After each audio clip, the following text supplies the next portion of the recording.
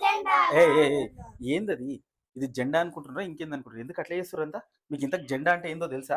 Uncle ఈ కాషాయం రంగు దేనికోసం? ఈ కాషాయం రంగు మన దేశం కోసం ప్రాణాలు అర్పించిన మహావీరుల త్యాగం కోసం, అచంచలమైన ధైర్యం కోసం, స్వలాభం కోసం తమ ప్రాణాలను సైతం లెక్క చేయని యోధులకు ప్రతీక. అంకుల్ ఈ తెలుపు రంగు ఏ దానికోసం? ఈ తెలుపు రంగు శాంతికి, సత్యానికి ప్రతీక, ప్రశాంతతకు, స్వచ్ఛతకు సంకేతం. ఎలాంటి విద్వేషాలకు తావు లేకుండా అందరూ శాంతియుతంగా కలిసిమెలిసి ఉండాలనే దానికి గొప్ప సందేశం. నాన్న ఈ పచ్చ రంగు దేనికోసం? ఈ పచ్చ రంగు మన దేశంలోని హరిత వర్ణాన్ని, వ్యవసాయ అభివృద్ధిని, మన దేశ ప్రజల సుభిక్షమైన జీవితాన్ని సూచిస్తుంది.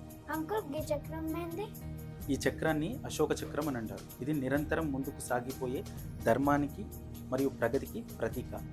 ఇందులో ఉండే ఈ 24 గీతలు మన 24 గంటల పాటు మన దేశం ప్రగతి బాటలో నడవాలని సూచిస్తుంది. ఇంతకీ జెండాను రూపొందించింది ఎవరు? మాకు తెలుసు, శ్రీ పింగళి వెంకయ్య గారు. అందరికీ తెలుసు కదా.